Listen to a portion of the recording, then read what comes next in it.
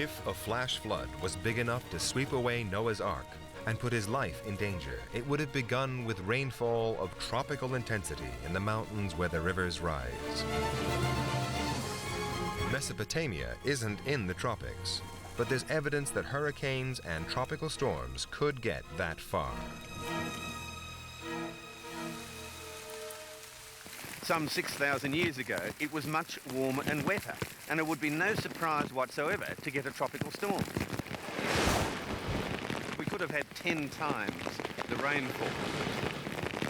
Some of these meteorological events are absolutely catastrophic, and these are the sort of events that we record in history. We don't record the normal day-to-day humdrum.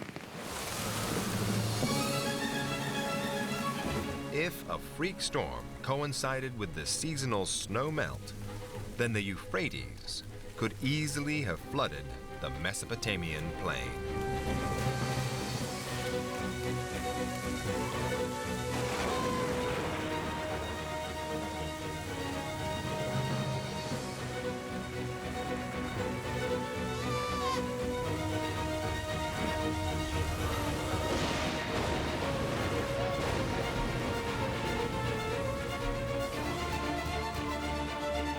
The Bible says the storm lasted for an incredible 40 days.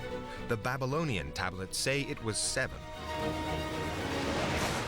But even a single day would have been terrible, life-threatening.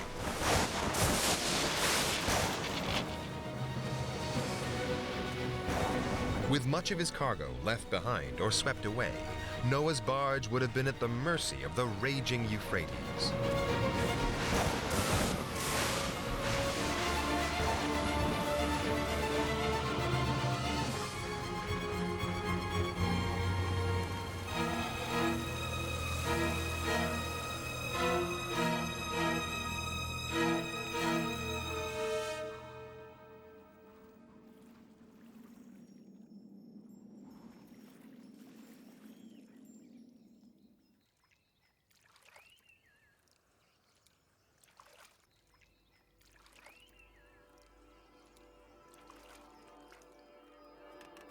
The following day, say the Babylonian tablets, Noah and his family couldn't see land.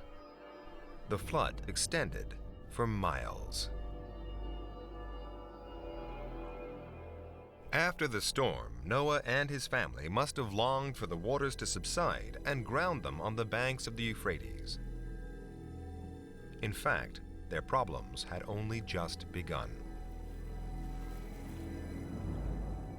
All versions of the story agree that they couldn't see land for at least 7 days.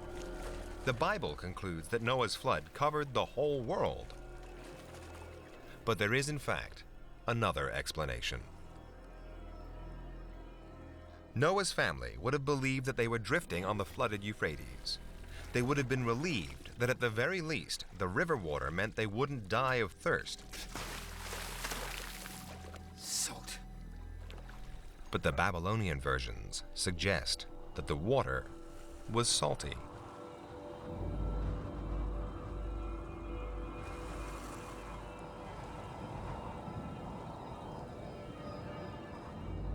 Noah's Ark was no longer drifting on the flooded Euphrates. If you plot Noah's course from Shuruppak, now in the flooded plain, the currents would have swept his barge downstream into the Persian Gulf. This tallies with the Epic of Gilgamesh, which says that he looked upon the sea.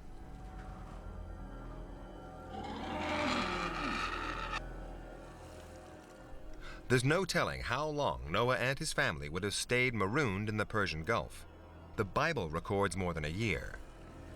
The Babylonian tablets suggest just a week. Either way, Noah and his family had a big problem: salty water. What would they drink?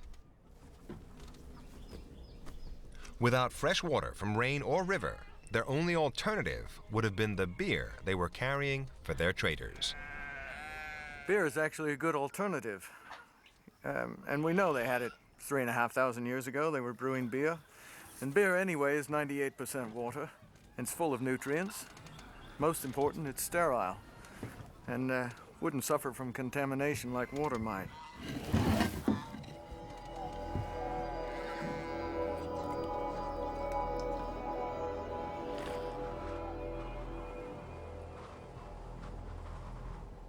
One of the hallmarks of the Noah story is that the ark is said to have landed in the mountains of Ararat. But if there was no global flood, then it's far more likely that it landed somewhere else altogether. The mountains of Ararat lie to the north of Shuruppak. Swept downriver, the barge would have grounded 500 miles away on the shores of the Persian Gulf. In the Bible, once the ark has grounded, the story is almost over. But the Babylonian tablets hint that Noah's adventures were far from over. There are several puzzling references. One talks of the overthrowing of his kingship. Another says the flood hero was expelled.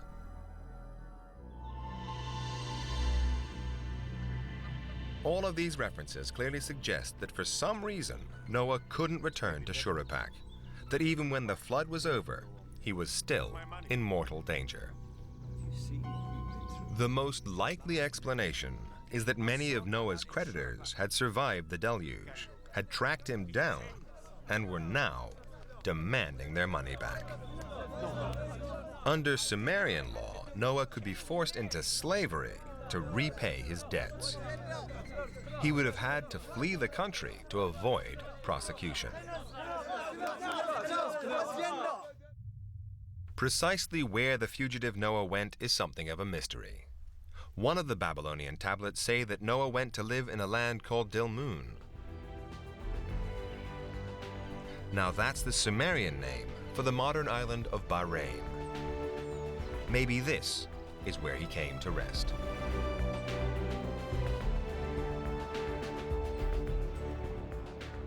That is where, after the flood was over, the Babylonian Noah was settled by the gods. Apparently it was a pleasant place to be, where he could exist without much work and pass the time away as he pleased. If he did end up in Dilmun, then the modern island of Bahrain may have a remarkable secret.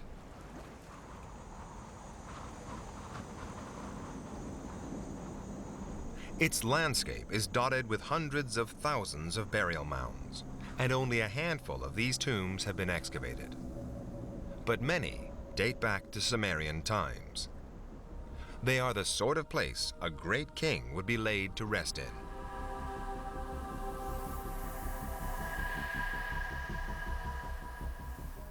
In time, the memory of a king who survived a flood could have been turned into a great Sumerian legend.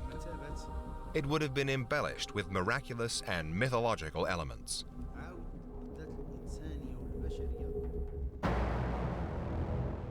Eventually, it would have been written down, copied and recopied by generations of scribes, giving rise to new versions.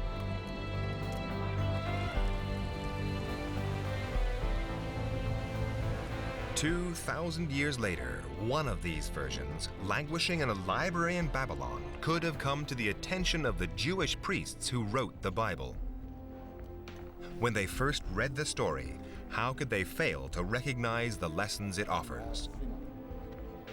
If humankind falls short of God's laws, there's a dreadful price to pay.